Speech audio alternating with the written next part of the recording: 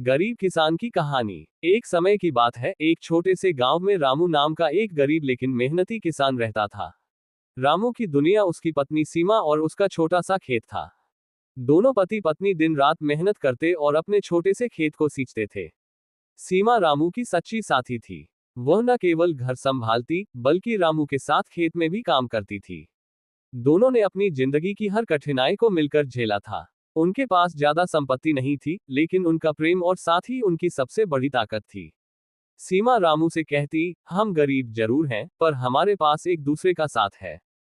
यही सबसे बड़ा धन है। रामू उसे मुस्कुराकर देखता और उसकी बातें सुनकर उसकी थकान दूर हो जाती। हालांकि गरीबी और संघर्ष ने रामू और सीमा को कभी पूरी तरह से खुश नहीं रहने दिया। हर साल कोई न कोई विपत्ति आ जाती। कभी सूखा पड़ता तो कभी फसल बर्बाद हो जाती। लेकिन दोनों ने कभी हार नहीं मानी। सीमा रामू का हौसला बढ़ाती रहती। जब भी रामू निराश होता, सीमा उसके सामने खड़ी हो जाती और उसे आगे बढ़ने की प्रेरणा देती। सीमा की बीमारी और रामू का संघर्ष। एक दिन अचानक सीमा बीमार पड़ गई। रामू ने सोचा कि यह कोई साधारण बीमारी है और जल्द ही ठीक हो जाएगी, लेकिन समय के साथ उसकी हालत बिगड़ती चली गई।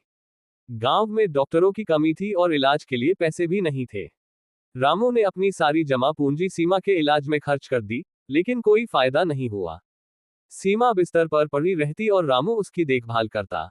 सीमा की हालत दिन ब दिन गंभीर होती जा रही थी, और एक दिन उसने रामू से कहा, रामू, मुझे लगता है कि अब मेरा समय आ गया है।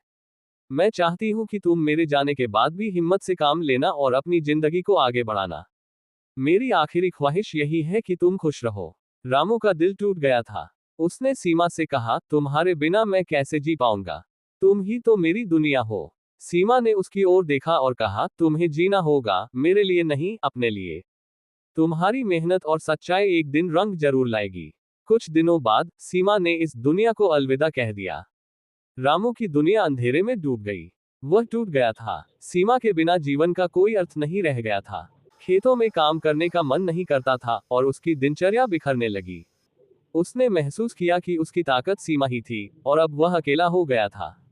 नेहा का आगमन। सीमा के जाने के बाद रामू ने अपने खेतों से भी दूरी बना ली। उसका दिल अब खेतों में नहीं लगता था। वह हर दिन बस सीमा को याद करता और अपनी जिंदगी के उस खालीपन से जूझता। ऐसे में गांव में पास के शहर से नेहा नाम की एक युवती आई, जो गांव की सादगी और प्राकृतिक सुंदरता को निहारने आई थी। नेहा एक पढ़ी लिखी और आत्मनिर्भर लड़की थी। वह गांव में नई संभावनाओं की तलाश में थी और उसका मन गांव के लोगों की मदद करने का था। नेहा जब गांव घूमने निकली तो उसकी नजर रामू के बंजर पड़े खेत पर पड़ी। वहां उसने रामू को उदास बैठा देखा। नेहा ने रामू से बात करने की कोशिश की, लेकिन रामू ने ज्यादा ध्यान नहीं दिया। उसकी आंखों में दुख साफ झलक रहा था। नेहा ने धीरे धीरे रामू के बारे में गांव वालों से पता किया। उसे पता चला कि रामू एक मेहनती किसान था, लेकिन उसकी पत्नी के निधन के बाद से वह बुरी तरह टूट चुका था और उसने अपने जीवन की सारी उम्मीदें खो दी थीं। ये सुनकर नेहा को रामू के प्रति सहानुभूति महसूस हुई। उसने सोचा कि उसे रामू की मदद करनी चाहिए, ताकि वह फिर से अपने पैरों पर खड़ा हो सके। दोस्ती और उम्मीद का बीज। नेहा ने रामू से कई बार मिलने की कोशिश की। शुरुआत में रामू ने उसे नजरअंदाज किया, लेकिन धीरे धीरे नेहा की सादगी और उसकी मदद करने की इच्छा ने रामू को उसकी ओर खींचा। नेहा ने रामू को यह समझाया कि जीवन में कठिनाइयां आती हैं, लेकिन उनका सामना करके ही हम जीवन को सही मायने में जी पाते हैं। नेहा ने रामू से कहा, मैं जानती हूं कि आपने बहुत बड़ा नुकसान झेला है, लेकिन अगर आप अपनी जिंदगी में फिर से मेहनत करेंगे, तो आपकी मेहनत रंग लाएगी। सीमा हमेशा आपकी मेहनत की तारीफ करती थी, और अगर वह होती तो भी वह चाहती कि आप आगे बढ़ें। रामू को नेहा की बातें दिल से लगने लगी। उसने महसूस किया कि वह खुद को खो चुका था, लेकिन उसे फिर से खुद को पाने की जरूरत थी। रामू ने नेहा की सलाह मानी और फिर से खेती की तरफ ध्यान देने लगा।